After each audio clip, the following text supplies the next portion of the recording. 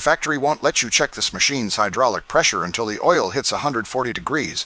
Not warm, not close enough, hot. Every pressure spec in the manual assumes it. So your startup routine isn't a formality. It decides whether every number you read afterward is real. You've seen 2 of these on one site, same age. One's still tight, one's tired. Nothing dramatic separated them. It was the first 10 minutes of each day, repeated a few thousand times.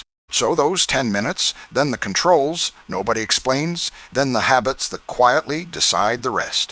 Start before the key. Walk it cold, because cold is when a leak drips instead of misting. Look under the belly at the boom pins. Fresh oil on a clean machine is information. Clear the engine bay. The manual warns about combustibles, and packed chaff on hot metal is exactly that.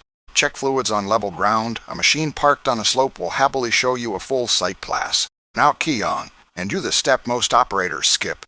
Watch the display before you crank. That self-check is the machine telling you what it noticed yesterday while you were finishing the last load. If 3.9 comes up, that's battery voltage low, worded exactly the way the factory table words it. There's also 314 battery voltage extremely low. Same system, different severity, and severity is the whole point. This machine doesn't warn once. It warns in rungs. Most people only react on the last one. Crank it. Get 22.2 and the table says starter error ON. Trace a circuit, don't jump it. And here's the rule that keeps you honest. Never decode these codes by their pattern. Read each one off the factory table for your machine. Those digits carry no universal meaning across generations. Assuming a suffix always means something is how a good tech replaces a perfectly healthy part. Running now. Watch for 4.9 engine oil pressure low and don't spend 20 minutes arguing with it. It has a bigger brother in that table. Engine oil pressure shutdown level. By then you're not deciding. Coolant climbs the same ladder, high, then extremely high, then shutdown level. 3 rungs, you pick yours. Most operators treat rung 1 like the fuel light they've ignored since Tuesday. Rung 2 isn't a suggestion. While it warms, notice what's happening to the oil. This is the part nobody explains. Cold hydraulic fluid is the shampoo bottle you stood upside down overnight. It moves eventually, not when asked. Thick oil builds pressure that isn't real work. Gauges read high, response feels slow, everything seems fine. There's a code for that, 722, hydraulic oil temperature out of range low. Too cold to trust. Which means a cold 5600 will pass a test it has no business passing. Steal that sentence. That's why the specs are written for hot fluid, and why chasing a cold reading burns an afternoon. If that just changed how you'll spend tomorrow morning, that's exactly what this channel is for. Stick around. Warm it under light load, not revving at the fence line while you answer messages. Cycle lift and tilt through full travel. Moving oil warms oil. Idling mostly warms the engine. But don't sit on a function at the end of its stroke. That's where you're only making heat. At full stroke the pump keeps pumping and the relief dumps it. That's a space heater, not a lift. Do that daily and you cook the fluid, then the seals, then buy a pump early. Now the controls. Start with the one that surprises people. This thing can steer with all 4 wheels. In 4-wheel steer, the tail swings the opposite way you expect, and walls find it fast.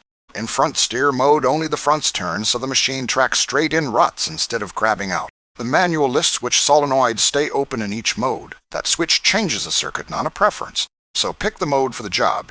Tight yard, 4-wheel, long straight run, front steer.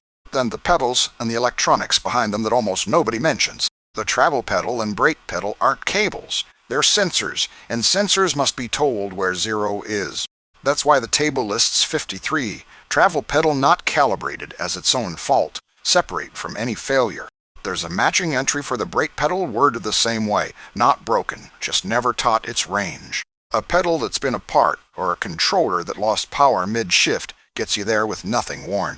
Speaking of lost power, the table has 3128, interrupted power failure. That's a pointer toward connections. Loose terminals, a tire ground, a disconnect flipped while running. Start where the electricity was. The table also carries front wheel speed sensor faults, high and low, each with its own line. Those matter because the machine uses wheel speed for decisions you never see, quietly, at every corner. When one drifts, nothing fails. The machine just gets subtly worse, and you adapt without noticing. That's the real hazard here. It degrades politely. You stop feeling the problem long before it stops existing. Now the control genuinely nobody explains. The front auxiliary manual pressure bleed-off valve. After an attachment runs, pressure stays trapped in the couplers like a hose still spraying after the tap's off. couple against that trapped pressure and you'll fight it, mark the fitting, then blame the attachment. Bleed it off first and a 10-minute wrestling match becomes a click. Every swap, every time. There's a family of protective valves in here you'll never touch but should understand. Port reliefs sit on the cylinder circuits at their own set pressures, so shock loads have somewhere to go. Drop the loader into a curb and that valve opens instead of a cylinder deciding how to fail. On the lift circuit, the manual sets that port relief at 35 psi free point sex high and warns against testing past it. The tilt side is set higher, and that number's in the manual too. Different loads, different geometry. Anti-cavitation is the other half of that valve's job, and it's the most misunderstood thing on the machine. When a cylinder retracts faster than the pump can fill it, you get the straw pulled on an empty glass, vacuum, then foam, then tiny implosions chewing metal every time you slam a function. So the habit isn't gentle hands theater. It's not riding functions into hard stops all day long. Same story on the charge circuit. Its relief holds a narrow band whose only job is feeding the pump. That pressure does no work. It keeps the pump inlet full so it never has to suck on nothing. Lose it and the pump doesn't complain. It starves quietly and wears out long before it should. There's a charge pressure check port on the front drive in the manual for exactly that reason, which is this machine's whole philosophy. It's full of test ports because it expects measuring, not guessing, and measuring has rules. Hot fluid, level ground, jack stands on the frame where the manual puts them. Pressure adjustments are authorized service work, and the manual says getting them wrong causes injury or death. Read that again. Not damage, injury or death. Stored hydraulic energy doesn't care how many hours you've logged. After any repair or adjustment, check the function again before going back to work. The manual asks specifically, so here's the shape of a machine that lasts. Nothing heroic, nothing expensive.